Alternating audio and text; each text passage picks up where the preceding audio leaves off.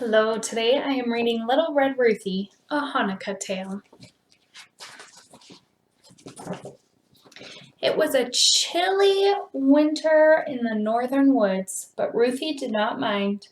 Every year she and her grandmother made latkes together for Hanukkah. Today she was on her way to Baba Basha's house on the other side of the forest.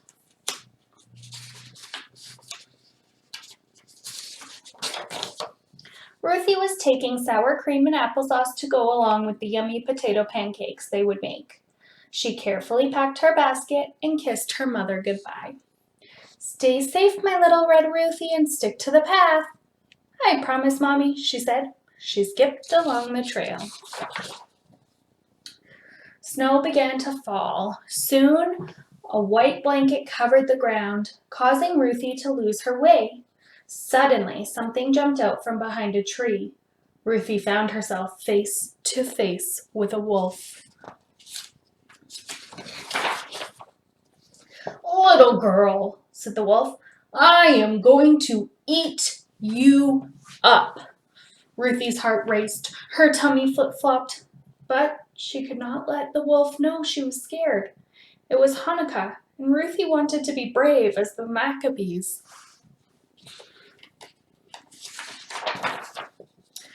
Being a clever girl, she offered a smart and speedy reply.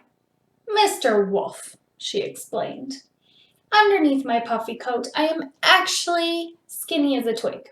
But I'm on my way to cook latkes with my Baba Basha.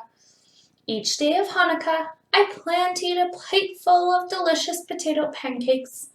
When the holiday is over, I'm sure to be as round as a pancake myself. If you wait just 8 days, you are guaranteed to have a better meal. Why not eat me then?" Her words were so enticing, the wolf agreed. He even led her out of the thicket and back onto the trail. But his stomach began to rumble in the distance. His tasty morsel was disappearing. "Deal's off," he declared, leaping through the forest and arriving at Baba Basha's cottage before Ruthie. Perhaps he would eat her grandmother first. There was a note on the door. "Dear Ruthie, I went to the village to buy us a Hanukkah treat. I will be back soon. XXX, Baba Basha." The wolf could not read. Finding no one at home was a big disappointment. While waiting for Ruthie to arrive, he entertained himself by trying on some of Baba Basha's clothes, admiring himself in the mirror. Ruthie, on the other hand, was an excellent reader. Learning that her grandmother was running an errand, she was surprised to see light inside of the cottage. She peered through the window and recognized the wolf. "I must be brave as the Maccabees," she reminded herself, pushing aside a wave of fear. Ruthie greeted the wolf like an old friend.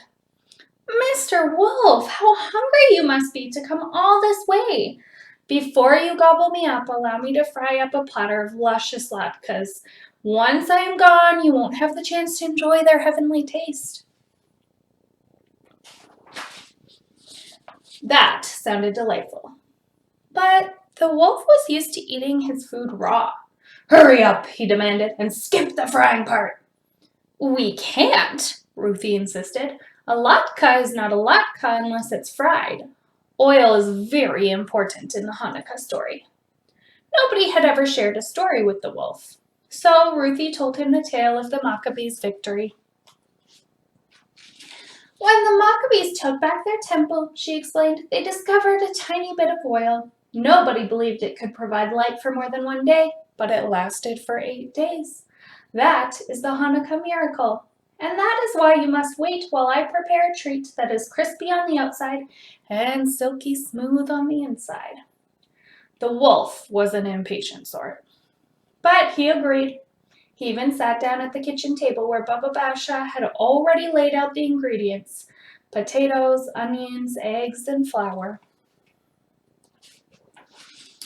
Ruthie was thankful for all the time she and her grandmother had made latkes together, but could she make them on her own? As she worked, Ruthie found she remembered the entire recipe by heart. Soon the irresistible aroma of sizzling latkes filled the room. "Aren't they ready yet?" whined the hungry wolf. By the time Ruthie served him a stack of potato pancakes, drool was dripping down his chin. He ate a plateful, and then another, and another. Baba Basha returned, horrified to see Ruthie in danger. Fortunately, the wolf was now full up to his eyeballs and very groggy. "Baba," said Ruthie, "our guest has been munching on some latkes, but it is surely time for his main course." No, thank you," stammered the wolf. He wanted nothing more than some fresh forest air and headed for the door. "What a pity you must leave," said Baba Basha, "but we can't send you on your way without treats."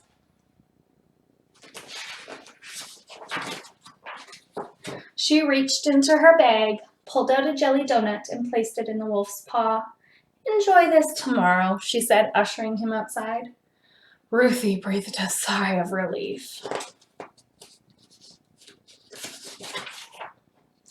After plenty of hugs and kisses, Ruthie and her grandmother lit the first Hanukkah candle and sat down at the table. Thanks to little Red Ruthie, dinner was ready, and it was delicious. And at the back there is a recipe for Ruthie's potato latke recipe. And it says, "Latke's so good, a big bad wolf will eat them up instead of you." If you want the recipe, let me know. Thanks for listening, guys. I'll see you tomorrow.